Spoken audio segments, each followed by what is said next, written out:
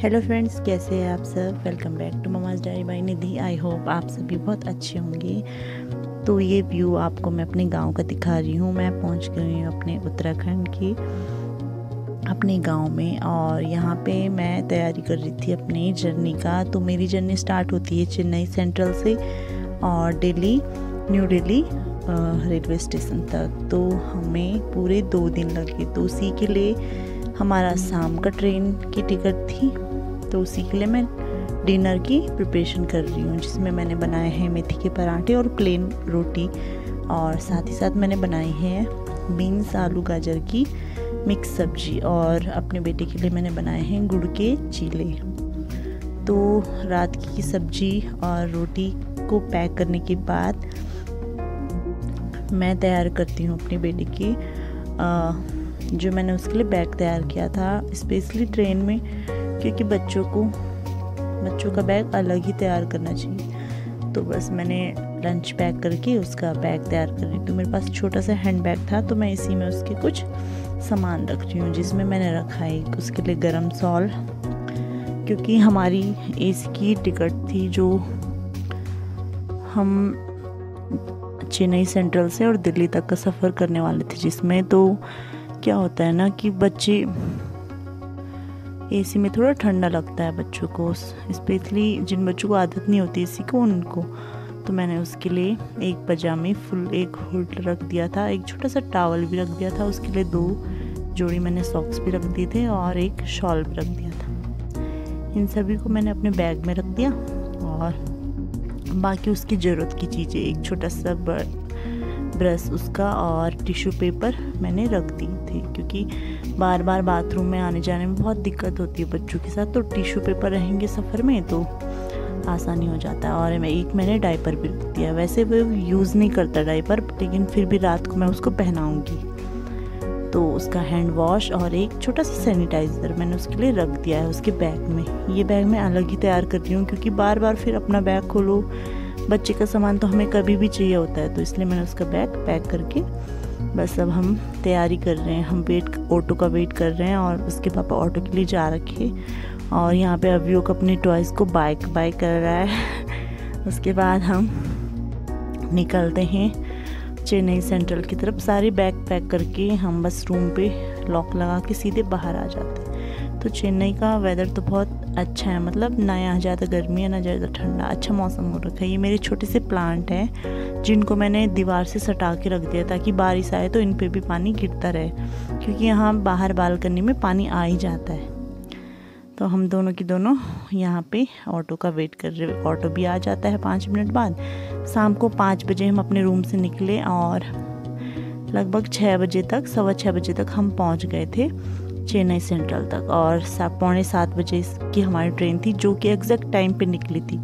ठीक मतलब 7 बजने के लिए 20 मिनट थे, तो हमारी ट्रेन स्टार्ट हो गई थी वहाँ से चलना। लेकिन हमें ना रूम से और स्टेशन तक जाने में बहुत टाइम लग गया था। आधे घंटे का रास्ता लगभग 1 घंटा लग गया था, क्योंकि ट्रैफिक बहुत था शाम को, तो इसलिए। तो अब हम पहुँच गए हैं चेन्नई सेंट्रल, और यहाँ का वेदर बहुत अच्छा हो रखा था। थोड़ा गर्म हो रखा था शाम के टाइम, क्योंकि बारिश वाला मौसम हो रखा था, बादल थे आसमान में, इसलिए। तो ये बहुत ही बड़ा रेलवे स्टेशन है चेन्नई की, मतलब सारी ट्रेनें यहीं पे स्टॉप होती है, यहीं से जाती आती हैं। तो बहुत बड़ा ये स्टेशन है। तो मैं ये दूसरी बार ट्रेन से सफ़र कर रही हूँ। पहला सफ़र मेरा मतलब दिल्ली से और चेन्नई तक का था, और ये चेन्नई से दिल्ली तक का। तो हम अपनी ट्रेन को ढूंढने के लिए निकल पड़े। सोनू ने अपने बैग टांगा है, जिसमें उसने रखी अपनी बुक्स और अपनी छोटी छोटी टॉय कार। तो वो अपना बैग उतार ही नहीं रहा था बिल्कुल भी। तो यहाँ तो बहुत अच्छा मौसम हो रखा था। तो अब हमें अपनी ट्रेन भी मिल गई। तो हमारी ट्रेन का नाम जो है वो है GT express super fast train है। ये लगभग 36 घंटे से 37 घंटे में पहुँचा देती है। मतलब शाम को हम 6:45 बजे इसमें बैठे, स्टार्ट हुई ये चलना, और इसने 23 तारीख को सुबह मॉर्निंग में हमें 5:05 में पहुंचाना था दिल्ली। लेकिन जो इसका रूट था वो बहुत बिजी चल रहा था, बार बार रुक रही थी ट्रेन, पता नहीं किस वजह से। और जिसकी वजह से हमें ठीक 1.5 घंटा लेट हो गया था। और उसी वजह से हमारा पूरा जो प्लान था, जो हमने प्लानिंग कर रखी थी, शेड्यूल जो हमारा तैयार था कि हम कोटद्वार में स्टे करेंगे या मतलब अव्यू को थोड़ा शॉपिंग करवाएंगे, वो कुछ भी नहीं हो पाया। बहुत जल्दीबाजी हो गई थी ट्रेन के चक्कर में। तो ट्रेन में आते ही सोनू ने अपने दोनों गुड़ वाले चीले खाए, चॉकलेट खाई, बहुत सारी मस्ती करी, बैठा रहा अपने, और बहुत एक्साइटेड था वो क्योंकि उसको मैंने बहुत दिनों से बताया था कि हम गांव जा रहे हैं। तो रात को हमने डिनर वगैरह करा, उसके बाद वो सो गया था। तो हम ये मॉर्निंग में चाय पी रहे, सभी लोग सो रखे थे, धूप आ गई थी, ट्रेन में उजाला काफ़ी हो गया था। तो अभी सोया था, तो हमने मॉर्निंग की टी ली, उसके बाद ब्रेकफास्ट हमने मंगवाया, उसके बाद ब्रेकफास्ट किया। तो मॉर्निंग में जब तक अभी सोया था तब तक मैं थोड़ा वीडियो शूट कर रही थी। बहुत अच्छा मतलब सीनरी थी बाहर, बहुत अच्छी लग रहा था। तो ये हम नागपुर से थोड़ा मतलब अभी नागपुर नहीं पहुँचे हैं, लेकिन उसी के आसपास हैं। नागपुर पहुँचने ही वाले हैं हम 1-2 घंटे बाद, तो यहाँ से स्टार्ट हो जाता है। तो बहुत ही अच्छा व्यू था बाहर का। तो मैं छोटी छोटी क्लिप बना के वीडियोस बना रही थी साथ ही साथ।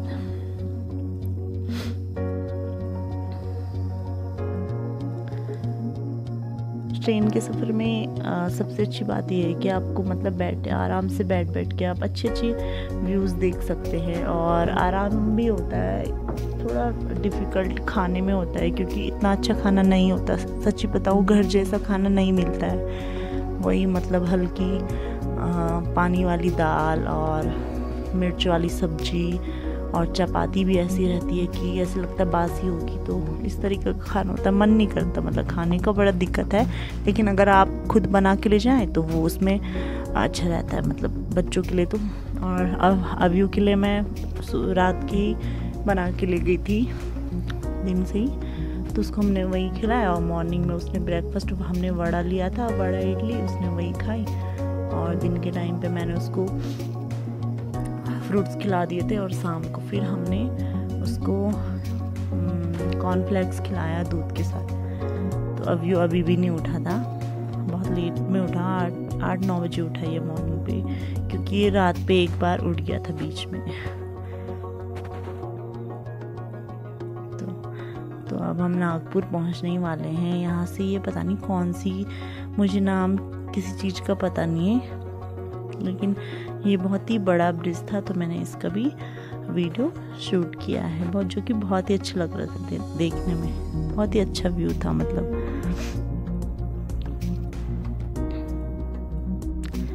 वीडियो डालने में मुझे बहुत लेट हो गया क्योंकि घर आके एकदम से इतनी थकान थी। 3 दिन का सफ़र हमारा ऐसा रहा, और फिर घर आके ही हमने साफ़ सफाई पे लग गए। और जो यहाँ का मौसम है उत्तराखंड में, तो बहुत ठंडा हो रखा है मौसम, तो वही गर्म कपड़े फिर निकाले, उनको धोया सुखाया, तो उसी में हमारा पूरा 1-2 दिन ऐसे चला गया। आज मैं वीडियो डाल रही हूँ क्योंकि आज मुझे थोड़ा सा टाइम मिला है। अभी वो सोया है शाम को अभी, तो मैं अभी वीडियो एडिट कर रही हूँ। तो बस हम अभी तो पूरे ट्रेन में खा ही रहा था, मतलब उसके पापा और उसका कुछ नहीं, फ्रूट्स खाने का काम था, बनाना एप्पल वगैरह हमने ले लिए थे रास्ते से ही। तो वैसे स्टेशन में रुकती है ट्रेन, लेकिन ज़्यादा देर 2 मिनट से ज़्यादा कहीं पे भी नहीं रुक रही थी, सिर्फ एक बार रुकी थी, हाँ नागपुर जंक्शन पे रुकी थी 4-5 मिनट, बाकी उससे ज़्यादा कहीं बड़े बड़े स्टेशन जो होते हैं वहीं पे ज़्यादा रुकती है ट्रेन, बाकी छोटे स्टेशनों में 1 से 2 मिनट में ही स्टार्ट हो जाती है चलना। तो अव्यू को तो ज़्यादा दिक्कत नहीं हुई, लेकिन बस थोड़ा ये था कि हाँ खाने का थोड़ा होता है, मतलब बच्चे के साथ उसको मिर्च वाला नहीं दे सकते हैं, और फिर ऐसे मतलब टेस्टलेस खाना होता है। तो इवनिंग के टाइम पे बस ऐसे ही हम दोनों मस्ती कर रहे थे, और अव्यू तो मस्त खेल रहा था, उसको कोई दिक्कत नहीं हुई। दिक्कत तो हमें भी नहीं हुई, अच्छा सफ़र रहता है ट्रेन का। बस अव्यू का 24 घंटे का खाने का काम हो रखा था बाकी कुछ नहीं। तो उसका सफ़र तो बहुत अच्छा रहा। बस ध्यान रखना ये पड़ता है बच्चों के साथ कि थोड़ा मतलब गर्म कपड़े जैसे सॉक्स वगैरह पहना देना चाहिए। वैसे रखते नहीं हैं, अच्छा वेदर था, लेकिन फिर भी अपनी तरफ से तो बच्चों को पूरी तैयारियां मैं पहले से करके, मैं तो पूरी तैयारी करके गई थी उसकी। तो फ्रेंड्स, आप हमारी जर्नी को एंजॉय कीजिए और साथ ही साथ वीडियो को लाइक कर दें और कमेंट में बताएं कि आप लोग कहाँ से हैं और आप कितनी मतलब कहाँ से कहाँ तक का सफ़र आपका सबसे लंबा सफ़र है अभी तक का। तो मिलते हैं नेक्स्ट ब्लॉग में, तब तक के लिए बाय बाय, टेक केयर।